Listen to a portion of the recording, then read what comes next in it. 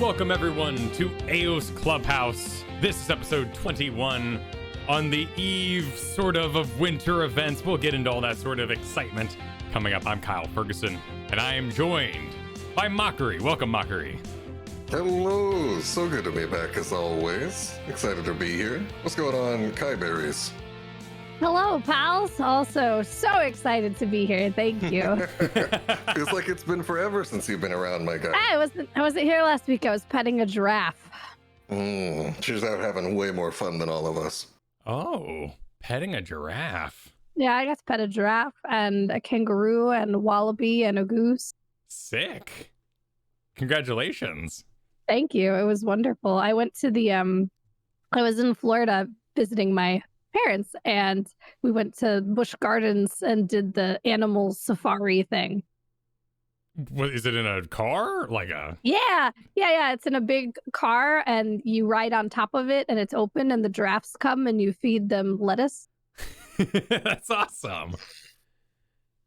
Well, it was pretty fun. Well, we do have a very important conversation to get to before we get to the actual show today. Something came up last time, and we need your opinion. Oh. The various roles in Pokemon UNITE, what parts of the sandwich are they? Oh. Parts of the sandwich. Okay. First, if a composition in UNITE is a sandwich, are the tanks the bread? What's going on? Well, I guess first we have to identify what's the most important part of the sandwich. Like, what's the key, keystone piece of the sandwich, the most important part of a sandwich? Because that's subjective, isn't it? No, isn't it though? How do I answer this? Well, hang on, because with your own subjective opinion, you're acting like there's some scientific 100% answer. I think there is though. I think there is though, because an unwich or a wrap has only changed the outside, which suggests the core of the sandwich is the meat and cheese, and that is what makes a sandwich a sandwich. Otherwise, it's not a sandwich. It's a hot dog. Okay, I'm gonna give you the answer. A sub is a hot dog if you put a hot dog in it.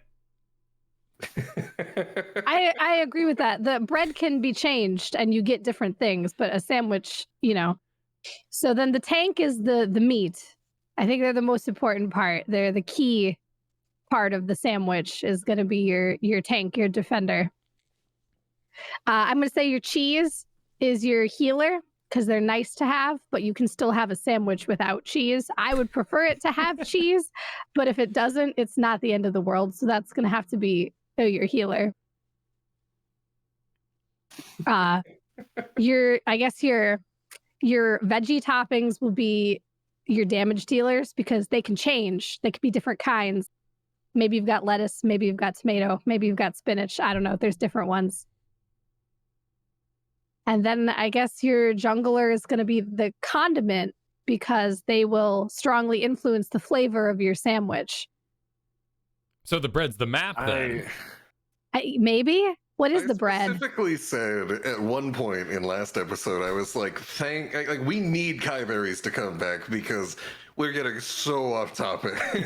we're really in the weeds with this sandwich metaphor that was already tortured a week ago.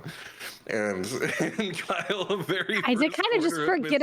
I did kind of forget about the bread in the sandwich too. Now, all right, maybe You forgot about the bread because the whole thing was wrong. Okay, here we go. No, wait, I got it. I fixed it. The jungler is going to be the bread because they hold the sandwich together. Because the jungler is going to be the one that comes and gets the ganks and gets the camps. They're the bread. They're holding it together. Okay, I'm going to come in with my own objectively correct opinion here to end this silly discussion. All right, so as a jungle main, the jungler is the person. There's a reason they get all the XP, all right? They're the ones setting things in motion. The jungler is the primary substance, If you go and get a meatball marinara sub at Subway, just to give a quick example, you can sub out a bunch of different things. You can sub out the bread, you can sub out this and that, but what makes it a meatball marinara is the fact that it has meatball and it has marinara. So the meatballs are the jungler. That's the prime main attraction. The marinara is the other DPS. They're doing a lot of lifting. The support is there, I guess, somewhere in there. It might be some cheese. It might be some garlic, whatever you decide to put on. It might be some sauce. things that are not the main attraction and are just something that's there to accentuate. And of course, the tank is the bread. How are we not seeing this? The bread's job is to transport the rest of the sandwich safely, to be an outer shell to protect from the elements, to ensure carryability. The bread is what interacts with the outside world. Your fingers are not touching the middle, because it is far too delicate of an ecosystem in the middle of the sandwich. It's too messy. It's too soft. But if you hold the bread, everything stays okay. So the bread tanks the outside world for the rest of the sandwich. The point of the sandwich, what's doing all the heavy lifting, is the meat, whatever's in there, and the supports are the other stuff around it. I'm telling you, that is the objectively correct way to set this up. I don't know. Kiyeberries is kind of convincing there, because when you talk about a sandwich, what's said often when it's over? That was some good bread. Well, that bread was a little dry. And that's exactly what people talk about when they look at the jungle and the XP at the end of the match. And you notice right away if your tank wasn't good, right? Right? It's the same thing. If you are playing baller DPS, but your tank was just letting everybody through in the same way as maybe their bread is too crumbly or too soggy, two opposite extremes, and that is your tank either goes in way too much or plays way too passive, is analogous to your bread being too soggy or crumbly. I swear it makes sense. Okay, well, what I'm gonna do with the power of live chat here is I'm gonna run a poll, and we'll figure this out by the end of the episode. We'll put it up for a good long time and see what happens. Getting into this week's news, I thought it was a lovely sandwich. Thank you, Kiyeberries, for your opinion on it. Thank you for including me in this conversation from last week. You are more than welcome. We were desperate for your opinion. We have incoming the Winter Event, which was announced, I believe, just this morning, with a bit of a video archaeology going on in the community. Lots and lots of different stuff going on in here. In fact, Twitter's down at the moment. Oh my. Oh, is it? Oh, what will the internet do? Doesn't matter, because I've got the information here. So the holiday event will begin on December 15th. Actually, before we get to that, let's go ahead and talk briefly about Tsareena, who is set to release on December 9th, which is going to be tomorrow, actually, which is also the same day they've been releasing Pokemon Now. They pushed it back a day. We got Decidueye on a Thursday as well. So this is in the events.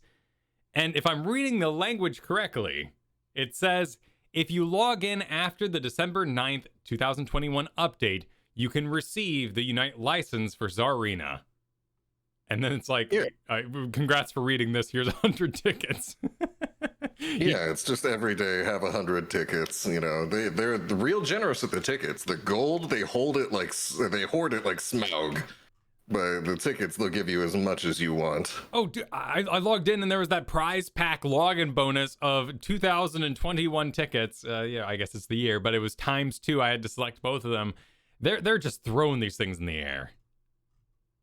It really was a lot, because I didn't log in while I was on vacation. I brought my Switch and I had my phone, and it still just never happened. But so I logged in, and it was just so many pop-ups of like, here's 100 tickets, here's 100 tickets, here's 100 tickets. Like, I don't know what was happening.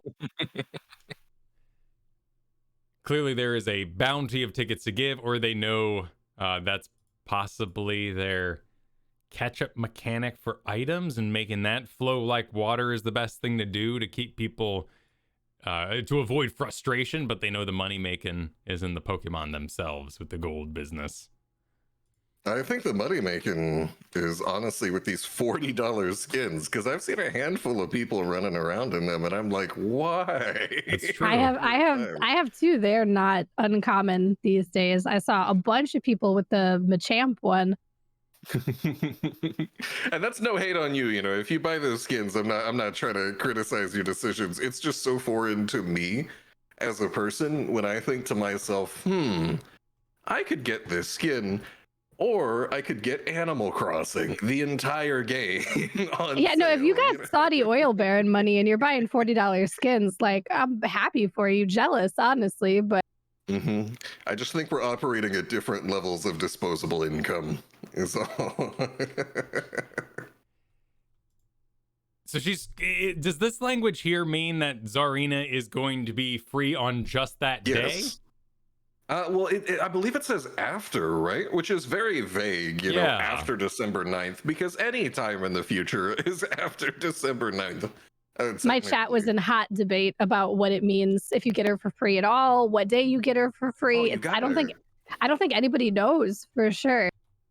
My interpretation is just that for some amount of time after December 9th, maybe a couple days, you'll get a couple day window where simply logging in will give you Serena for free. That is my general interpretation. I feel like if it was a one-day thing, because it says Unite license, so to me it's like 100% confirmed that you're getting the character for free.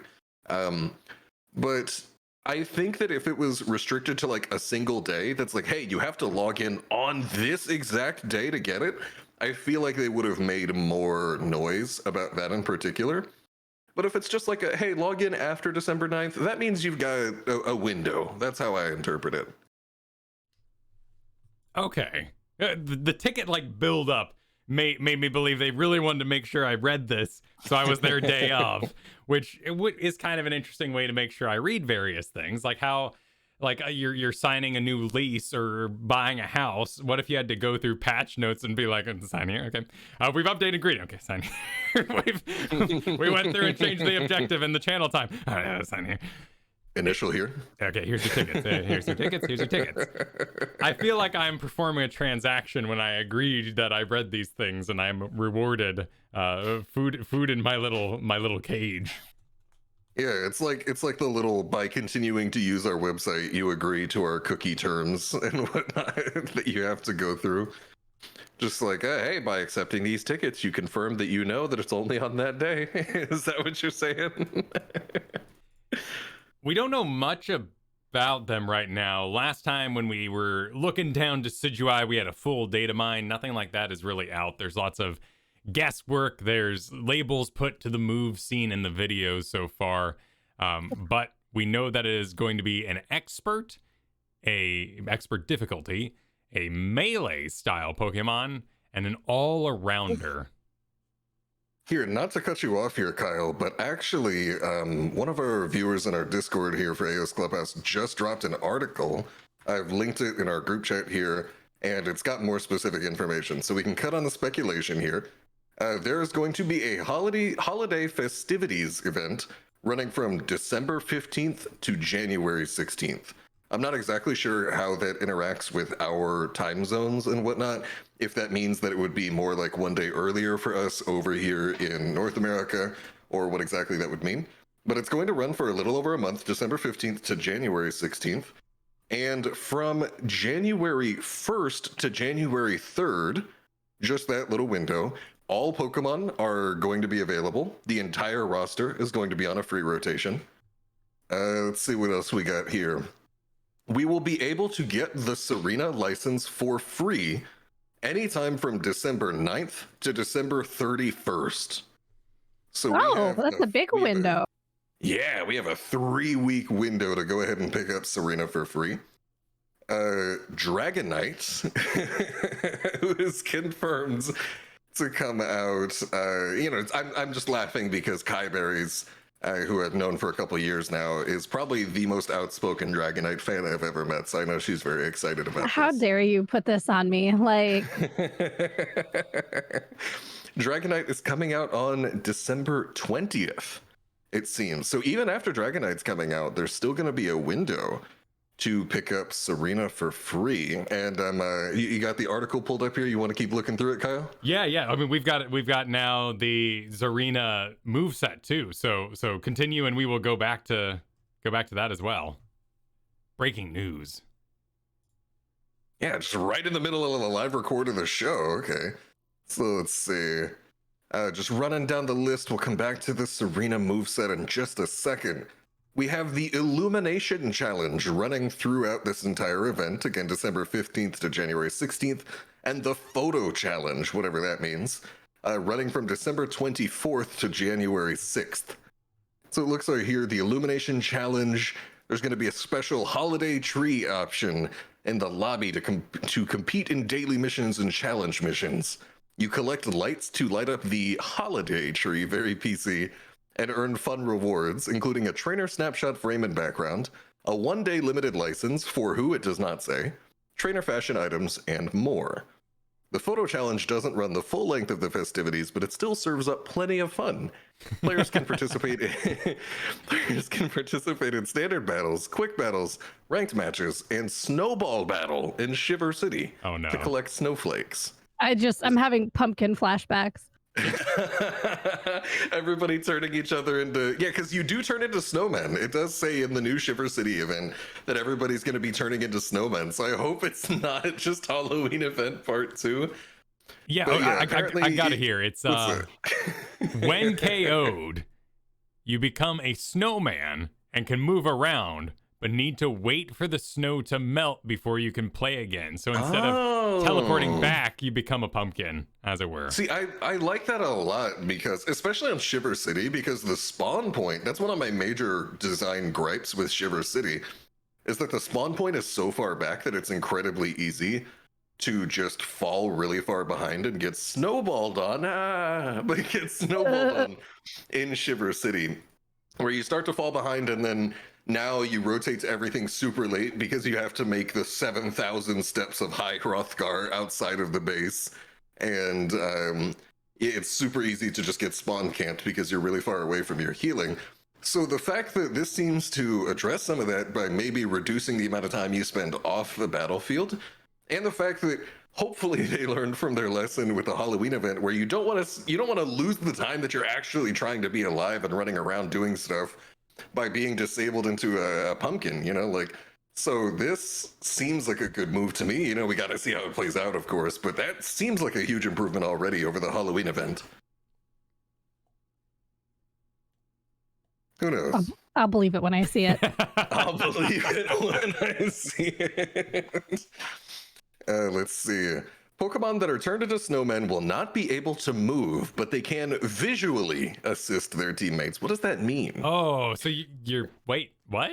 I get. Okay. Visually assist? Yeah, because you could always look around on the map while you're knocked out. So that must not be what it's saying.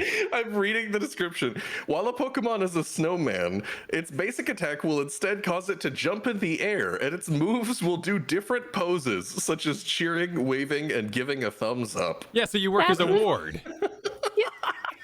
You're like a cheerleader. You're just there saying, "You got this, buds, woo!" This team is getting absolutely farmed. They're getting the crucial points to win, and you're just over here just throwing it back as a snowman. That's kind of cute. I like it. I love it. When a Pokemon snowman form ends, it'll leap free of the snow and return to battle. During Snowball Battle in Shiver City, players can defeat Wild Delibird to receive a gift box containing a random one-time battle item that replaces their current battle item.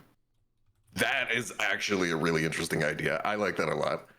Just being able to randomly change your... I think it's going to introduce some chaos, and I kind of like that it's in a sort of, sideshow mode, not the main competitive mode, because I would rage if actual ranked points were being won and lost due to random battle item RNG. But in terms of just a party mode, in the same way that you would with Smash with items turned on, I kind of like this idea that just mid-match, all of a sudden it's like, hey, I know I had eject button, but all of a sudden, smoke screen or whatever. There's a lot of fun stuff that can happen there. Delibird is Santa? Yes, he's a Santa Pokemon. Yeah, Delibird is battle item Santa. I mean, that's what he looks like anyway. Like, he's got his bag and his hat, and that's kind of his thing, right? Yeah. Mm-hmm. And then Avalugg, which is the ice-themed boss in the center of Shiver City, is replaced by Articuno. We don't know if Articuno functions any differently.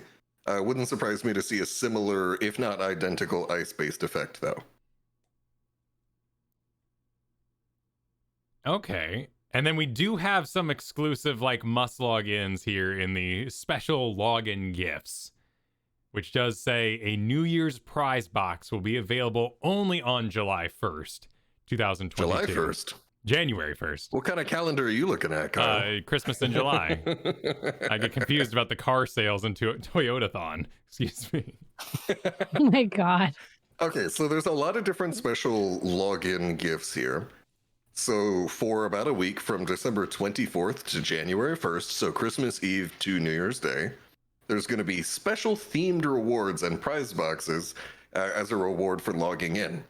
And then from December 25th to 28th, so for Christmas and 3 days after, there will be a prize box which will be available from which players can choose to receive one of 4 different things. Players can either receive Aeos coins, Hollowware tickets, Aeos tickets. So, I want those Hollowware tickets. I think those are the green ones that you get out of like the end of Battle Pass boxes that give you like the paid currency. Anyway, the 4 options are Aeos coins, Hollowware tickets, Aeos tickets, those are those blue tickets, or item enhancers. Now, like how much each one has, the article doesn't say, but those will be your 4 options. And then for a small window here, let's see, December 29th to December 31st, so the days leading up to New Year's Eve, there will be a prize box that contains a 7-day limited license for one of 6 Pokemon of the player's choosing. So I imagine you get 6 options and just that Pokemon, you get to unlock it for a week, whatever you choose. And then, of course, there is a New Year's prize box that is only available on New Year's Day, just January 1st. And it gives you one of 4 exclusive trainer fashion items. So you have 4 different options only on that day, and you only get to choose one. And it looks like that's everything in this event. If I was chilling on Christmas break, that's a pretty darn cool event. That's a lot of free stuff. A lot of I particularly enjoy the temporary license because that would be such a boon to just hanging out and trying out new things over the holiday season. That's great. And I love the thumbs upping Pokemon Snowman that will be available. That's awesome. I mean, there's a lot of other skins tied to this too, which I must declare my love of the Cramorant skin. Finally getting one. A chef skin, which Reddit has deemed Gordon Cramsey. Oh. Cute. You didn't have me sold until you said Gordon Cramsey. Okay, now I'm on board with this.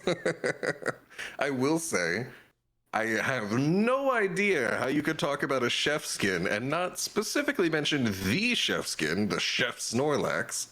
That looks absolutely fantastic. I don't know if it's just because Snorlax is huge, but I feel like they keep giving him all the best skins. And I actually haven't, I think I've barely spent any of my Hollowware tickets. Like I'm sitting on a lot of them right now, so I might actually for once feel the need to burn some of them on that one right there. It looks really good. There is a likely $40 Christmas Pikachu. I don't see how likely $40. Yeah, that's just the assumption moving forward. And I mean, at this point. And then there's what they're calling pudding Crustle, but it's definitely actually it might be. Oh, it's really good. The Crustle skin is really good. I wonder about the Pikachu skin being $40 though, because the other $40 skins, one of the selling points of them is that the skin affects all stages of evolution, but Pikachu doesn't evolve, so that's kind of like lost so it value. Does affect all stages of evolution is what you're saying. I mean, yeah, I guess it turns into a sleigh, so that's pretty sick. Yeah, the custom backing animation on the Pikachu skin where you ride away in a sleigh, I'm like, oh. All right, never mind. It's $40. I take it back. It is? Is that what you're saying? I mean, with that sleigh animation, yeah. Oh, yeah. The fact that there is a custom recall animation means it must be $40. Yeah, at first I was like, well, it only has one stage, so maybe it won't be $40. But then let me just alter that opinion. By the way, interrupting slightly here, the Bread is a defender. Our poll is complete on the live Twitch chat, and Bread is a defender. I am happy that chat has seen the light and taken the obviously correct position. I appreciate all of you. Now, by that logic of expense based on evolutions, wouldn't Snorlax actually be more expensive because of the amount of polygons it takes to cover him? I mean, he is larger, and he has more buttons than Crazy. I guess. I mean... They hooked him up with this spoon. Oh, yes, dude. I'm just looking at that. He's got that giant wooden spoon that he's just never going to use. How would he even hold it with such tiny little fingers? I don't understand. Regardless, either way, that looks fantastic. That would suggest that Snorlax is some sort of super predator, like the mighty T-Rex, but maybe. Is that the implication of small? Oh God, I'm forgetting the word. No, my elementary school coaches would hate me so much right now because what's the word? Your phalanges. Is that what small phalanges means? You know, like fingers and whatnot. What's a phalange? And why is it an elementary school word? Hold on. There's a lot happening here. I know phalanges are fingers, right? Yeah, that's what I'm saying. What does that have to do with elementary school? Well, no. I feel like there's like 4 different steps that I took here that apparently just were not easy to follow. So, no, you're talking about, you implied that he was a super predator, and I was asking, are you saying that because of the tiny fingers? The tiny phalanges? Yeah, the arms have de-evolved to a point where they're no longer used. And the primary. Well, yeah, I'm asking, does that imply super predator status? You brought it up, so I assume you know more about it than me. You know, I don't know about that. I don't know enough. I just like the mighty T-Rex, and I like saying the mighty T-Rex. Gotcha. Okay. But it does look like Cramsy here has a automatic waffle maker on his back. Is that true? It looks like one of the handles on a waffle. Ah, I see. Let's see if I can get a little. Oh, he's got a backpack with. Oh, it's a spatula. Yeah, it's just a really thick spatula. Gotcha. Okay. And then we have a sous chef, Mr. Mime, who's wearing an apron, and it's a little tame in comparison, but you know it works with the theme. Everybody's cooking for the holidays. I'm loving the extremely curly, sort of Chuntaro-esque boots that Mr. Mime is wearing right here. You guys can't, I know that this is a podcast, but Mr. Mime, extremely low-key, very tame outfit, like Kyle said. Not even a chef's hat in comparison to Cramorant and Snorlax, but really rocking the footwear right here with these total turns that curl almost all the way back to his shins. I love it. Now, the video next goes into a certain something that we have alluded to briefly, and that is Kiyeberries' favorite Pokemon, Dragonite. I feel like I have to like defend myself and like explain. But like I hate Dragonite, and he's my least favorite Pokemon in all 900 and whatever Pokemon there are. I truly despise this creature. And I've carried this hatred for Dragonite with me since I was but a child when Pokemon Blue and Red, but I had Blue, came out in the US because I got a Dratini. And this was, we were children and it was a different time. We didn't have Google. So I didn't know what happened to Dratini. Like, we didn't know what the evolutions were until we saw them. So I had Dratini, loved it, cute, adorable, evolves into Dragonair, loved it, majestic, beautiful. What could this possibly turn into? And then you get this thing.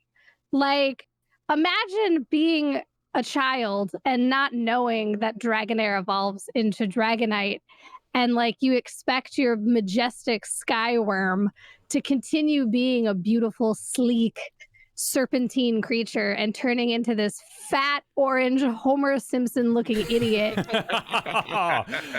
Oh man, I mean, with his tiny wings and his stupid face and antenna. Just, I felt so betrayed, like, and I've just hated this character ever since. Look at it. Look, what is the...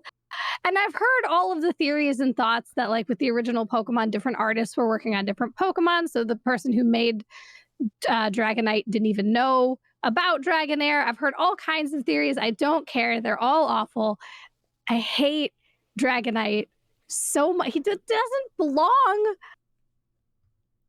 Okay. I kind of like the growth, honestly. You know? No. It's like you're very sleek and slender growing up, and then you just kind of get arms and out legs a little bit, and You want to know what's even worse? What's even worse up? is if you get a shiny Dratini. Shiny Dratini is pink.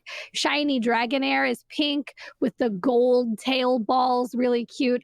Shiny Dragonite is mold green. It does look pretty grody. I'm not gonna disagree with you there. Shiny Dragonite is questionable.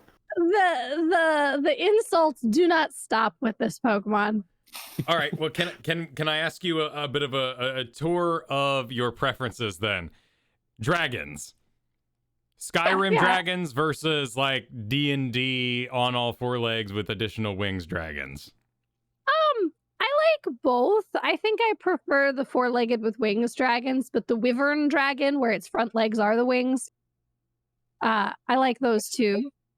Okay, and if we work into that contest, the serpent-style dragon, that's more, the long curling body across the sky type. Yeah, your cloud serpent dragon. I like those guys. They're not my favorite, but I dig them, right? Like your Chinese dragon, they're pretty cool. Yeah, so Okay. and Chad asked too, like Gyarados, where does that land for you? Yeah, Gyarados is great. Gyarados would have been a better evolution for Dratini. I mean, it still would have been off in that he looks so mean and spiky compared to your swoopy Dragonair, but still would have been less offensive than Dragonite, right? See, I feel like a thing is, although it looks like Dragonite is a total non sequitur from the first two, I'd argue Gyarados to maybe be more of a non sequitur. It is, but Gyarados is from that myth about the carp that swam up a waterfall and turns. There's a whole thing there. There's nothing here. This is just suddenly I sprouted arms, legs, wings, and I turned orange, and I also look like a pumpkin idiot. Like, yeah. I love how even the most out there Pokemon evolution, maybe in the entire games, of just how did we get this is nothing in comparison to a run-of-the-mill Digimon evolution. That is very true. Very, very true. That too would have hurt me less if Dragonair just turned into like a missile silo. I think I would have been less upset than whatever Dragonite is. And now this one, what is it? Like it goes from like a dog to an angel with a gun in Digimon or whatever. That game is all over the place, and I love it, honestly. I respect the energy. Yeah. I mean, there's a shock value that's associated with a Digivolving, as well as the Magikarp to Gyarados evolution. There was no lore buildup that everyone's like, hey, you got to be ready for that Dragonair. It's really going to blow your mind when it evolves. It just kind of happened, and it was a shock. It was maybe in present time when we could like look up and see like, oh, this is gonna turn into this stupid thing. I wouldn't have been as attached. I would have been prepared at least. But it was just out of nowhere. It was so shocking. Honestly, I feel like you're just grazing on something that to me is so big in the world of video games today, which is like games just had an entirely different energy when there just wasn't the option to like look on the internet and find out everything about them right away as soon as you wanted, Like when there was a sense of sort of like forced exploration where you couldn't just go out and find all the information neatly packaged however you wanted, but you had to go out and explore. You're a kid that can't just like, I don't know, you're like a little 6-year-old that's just like, all right, I'm just gonna pick this one because it looks cool, and wherever this goes, that's cool, and I kind of miss that in gaming a little bit. Like when I try a new game, I intentionally am like, I'm not looking at any wikis, I'm not looking up any strats, any builds, I don't care what other people are doing, I want this to be fresh. And I feel like if you actually do that, that makes games so much better for at least me, like for single player game stuff. And so I don't know, I like the sense of exploration, and I think even the sense of that exploration sometimes being a little disappointing, if you will. I'm not personally disappointed by Dragonite, but I know you are. I feel that almost is necessary, They're not all going to be bangers. They're not all going to be bangers to everyone all the time, but I kind of still yearn for the days where we didn't know what to expect, Like if I get a new Pokemon, I'm not going to look up what the starters look like. I want to be surprised. That's a whole different type of gaming to me, and I liked it a lot more. But maybe I've just become the old man yelling at the cloud now. I don't know. I don't think you're alone in that. I think that's a very healthy thing to do to strategically select which video games you will take offline, as it were. For sure. In addition, in this little video, we're seeing some Christmas hats going around. They put a bow on Dragonite, so he's a little extra special there. And it looks like it's gonna be quite the event. Let's head towards then that skill set we got. Let's see here. So this is for Tsareena. We are going to do. All right, help me out here. It goes from Bon Sweet. Let's see. Oh, my dogs are freaking out right now. Where are you seeing this? These are the evolutions based on the data mined before, not necessary. So our lowest form is Bon Sweet into Steenie. Steenie? Oh, yeah. That's got to be Steenie, easily. The first one, I have no idea. Kiyeberries, do you have an idea? Nah. Chat here. I'm gonna say Bone Sweet, and someone is inevitably going to just absolutely hate that pronunciation. Into Steenie, into Serena is how I say it. I think it's like Bound Sweet, like it's supposed to be like, I don't know, maybe put some more French on it. Yeah. A Bone Sweet, like really, Somewhere, I don't know. See, I have made it my like a sort of life promise to myself to never even attempt a French accent. Okay. Because I know that That's I will fair. just inevitably embarrass myself when I forgot to pronounce one of the 11 different silent letters in the word, and its subtle influences on the phonemes that my American ears just simply cannot discern. Oh my goodness. That's me with trying to roll R's. I can't. Can anyone here not whistle? I don't know if my whistle came whistle. through or not. Okay. Yeah. Just curious. All right. I remember as a kid, I just really wanted to roll my R's one day, and I spent like a week straight in the house, just like, trying to figure it out. And then when I finally got it, my family couldn't get me to stop doing it, and I'd just be sitting there just the whole day, just being real annoying to my family. So it's just a practice thing. Just shove yourself at the problem, and you'll get it eventually. I can't do the chipmunk noise. What's the chipmunk When people noise? when they do that, like, but really fast. You know what I mean? I Kind of thing. am gonna take your word for it. Yeah, like with speed there. He's just making a little chattering noise. He's just making a little chatter. Yeah, can't do it. Like a little. So according to this, we got so with melee all-arounder is correct. Kicking off the competition. Oh, that's just flavor. All right, because she kicks a lot. Thought we were kicking off an event or something. This is all live to hard drive. Here we go. Fresh breaking news. Basic attack becomes a boost attack every third attack, lunging at opponents, dealing damage, lowering its defense for a short time. Bon Sweet and Tsareena start out with the ability. Steenie. Oh, excuse me. Start out with the ability Oblivious, which reduces the duration of hindrances that affect them, so they're not aware of said CCs and therefore do not receive them for as long.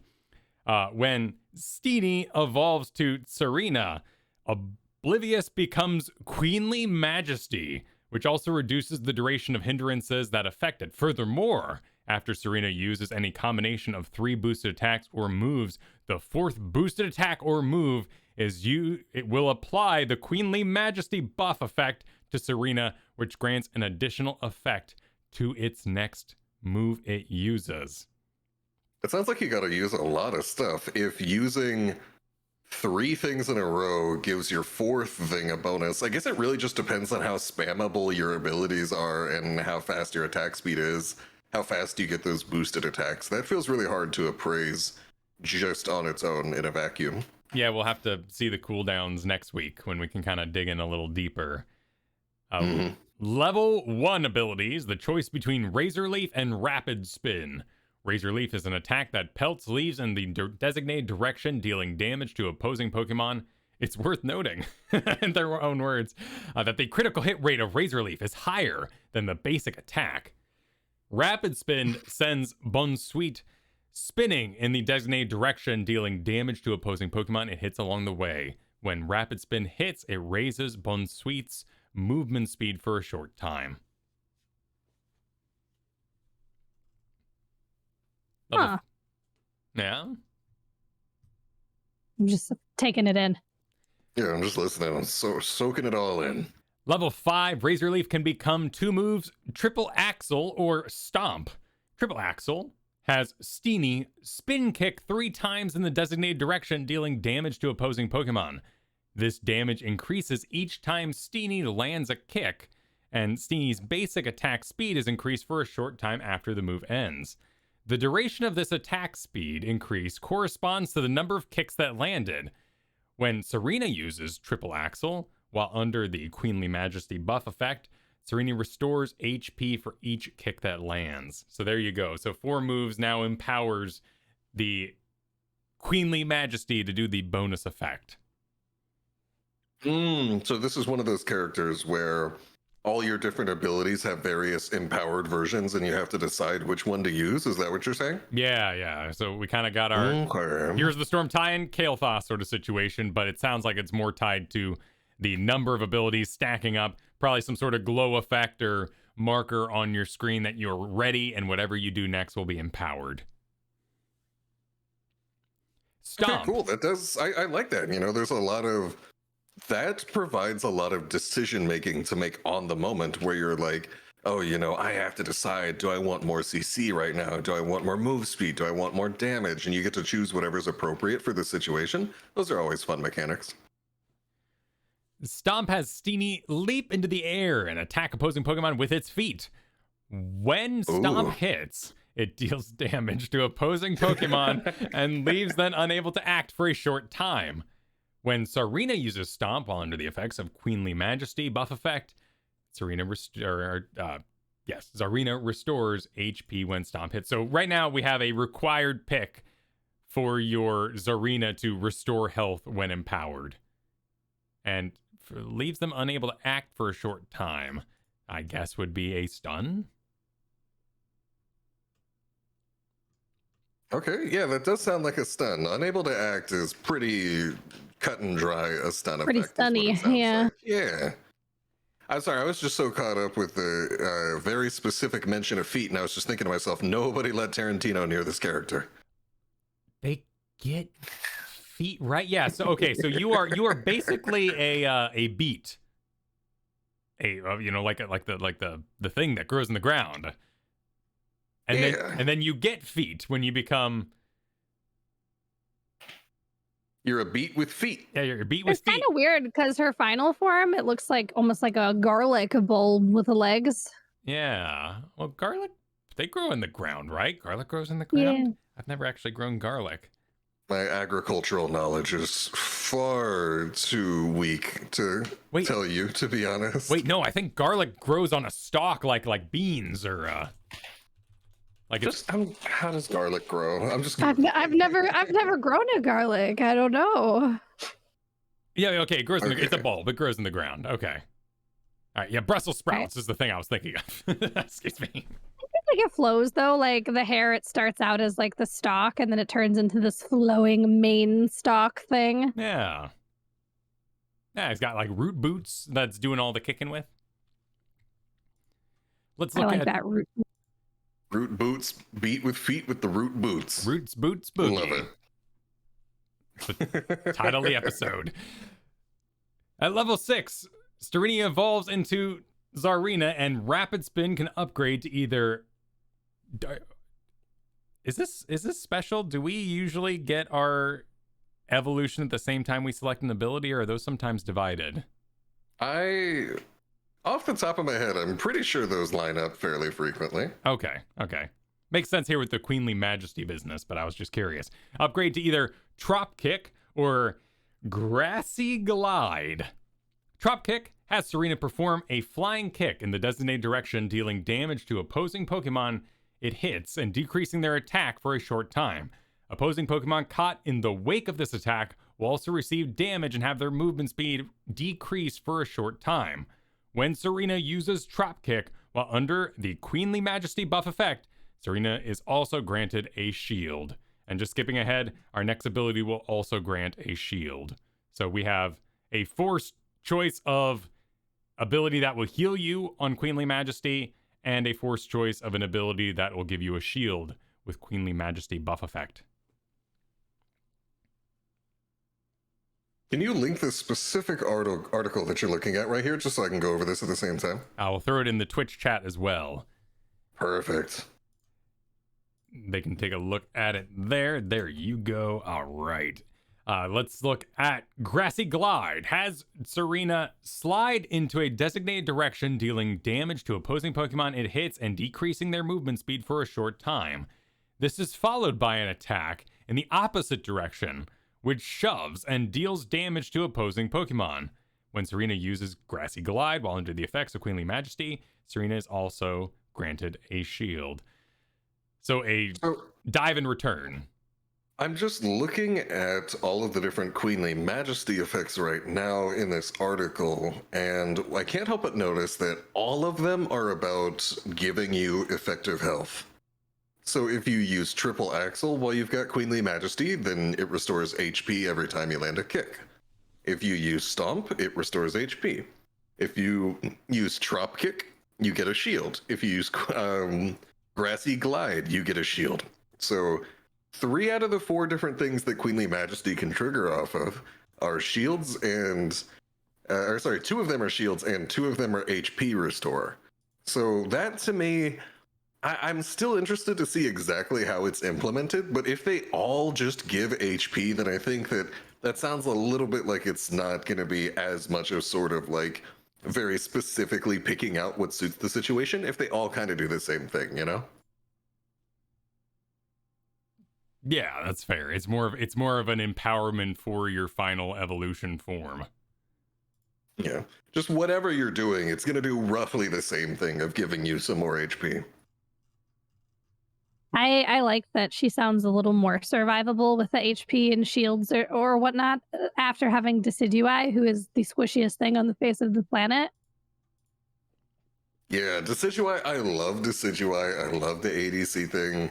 I've been playing a lot of Decidueye ever since they came out, but I definitely feel the pain whenever like a Greninja just surfs into my face or a Zera or a Volt switches right on top of me. And you gotta just make sure you're playing super safe to avoid that, because it is a major issue. So having someone that can actually be tanky again to try out is gonna be a very welcome change for me. Kind of a fun way of being tanky too, where she's like got this pretty like queenly thing, and like a lot of her moves are named after like ballet and stuff, but then she's just stomping on people. Mm-hmm. Literally, like with her feet, just stomping. Let's try this out. Tsareena. Tsareena. What are we trying out? Tsareena. It's more of a SAR. Tsareena. Za. It's more of an S sound. Okay. Getting pronunciation guide from chat.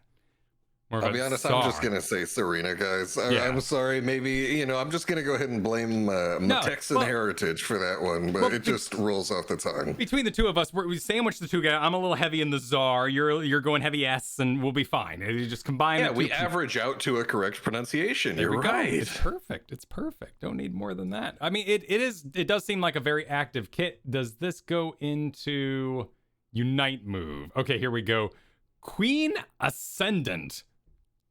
That's awesome. That's a good name. It's a good word. Yeah, I agree. It's a very like Tal'Darim feel to it, in the same way that's the Tal'Darim or the Orcs from Warcraft, 2 different Blizzard universes where everybody fights each other for ascension to being the head guy, the head honcho. That's the feel I get right there. Show the opposing Pokemon who's in charge with Tsarena's Unite move, Queen Ascendant, which is learned at level 9. This attack sends Serena leaping towards the opposing Pokemon and kicking it high into the air before showering it with a flurry of kicks while airborne. When Tsareena lands on the ground at the conclusion of this epic attack, recover HP. I'm just kind of envisioning Tsareena kicking a Rowlet, you know, because he's so round.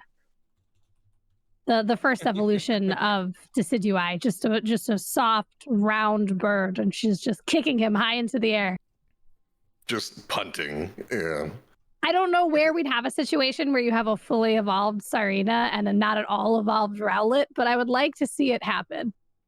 You know, I'm looking at Serena, and as I'm looking at this, it feels almost like a sort of drain tank, you know? Like there's this general, not necessarily tank ideology, but throughout MOBAs, there are these bruisery type characters whose whole ideology is just to get up in your face and self-heal a lot while being a nuisance to squishy characters who really don't like to have people right on top of them. And that is a really fun playstyle to play, in my opinion, in MOBAs. Just the ability to run into the enemy team and be a Vladimir constantly self-healing, or be a Dahaka constantly self-healing, and just be a nuisance that is really hard to deal with. Because every single thing that I'm looking at, it's like, over here, this gives you health, this gives you shields, your ult gives you health, and your ult is obviously going to give you Buddy Barrier. You know, well, not every single character tends to use Buddy Barrier in the current meta, but just, it's very possible that this one will. And with all these different effects, it looks like this is a total 180 from Decidueye, like Kiyeberries said. Like, we went from super squishy stays back to like, no, just get in there, you'll be okay, you're going to keep buffing your health, you're going to keep getting shields. And the other guys are not going to be able to deal with it. Your job with this character archetype is to just be a problem. And I gotta say, that's a really fun playstyle. Oh no, a tank that has lots of self-healing and shielding. Their main mode of attacking is kicking. It's Chen. We've created Chen. I will point out that this is technically an all-rounder. And not necessarily a tank, and it remains to be seen, but I personally think the in-game classifications are a little bit wonky in that there are a lot of different characters that I would shift around, and I would maybe even shift around some of the names of these roles. So, you know, maybe you're right. Maybe Serena just feels like a full-on tank in practice with all this focus on tankiness. We'll see. Now let's see that turn-in animation. It's good, actually. It's a lot of kicking. It's more kicking, but, you know, that's actually pretty action-packed. Oh, you know, watching, it has a very like Dragon Ball Z kind of anime quality to it, the teleporting around when you kick. This actually looks like a lot of fun. This is an all-arounder, so our all-arounders do tend to be slightly tanky. All-arounders are the only tanks I get often. Last night when I was what's up? Well, last night when I was playing, I didn't do my usual where I'll flex the tank if no one else will. I refused. So I had plenty of games where I only had Machamp or only had Charizard as a tank. Hey man, you take what you can get sometimes, I guess. I love the sort of evolution of Pokemon design that we see here. We have this character all about ballet and kicks and flourishes and whatnot. And I remember in the early days of Pokemon where we had Hitmonlee. It's just like basically the same thing, but with way less detail. It's like, hey, this guy's whole thing is kicks, so he's just gonna kind of be this vague brown mass with some legs. And then we went from that to like, oh, it starts out as a beet and then it grows feet and then it's garlic and it's got ballet and it does all this anime level twirling and spinning around. Like the ultimate where you bring someone up and kick him in the air a bunch of times screams Dragon Ball Z. And It's just funny to see that growth and see the level of fleshed out detail that we've gotten over the years now, looking from Hitmonlee to Serena. Well, the weird thing about Hitmonlee or Hitmonchamp or any of those sort of fighting types was this idea that they're like, no, we can't possibly make these ones evolve. There's nothing they could possibly be back then. And now we're watching beets turn into garlic. So there's always somewhere we could have started.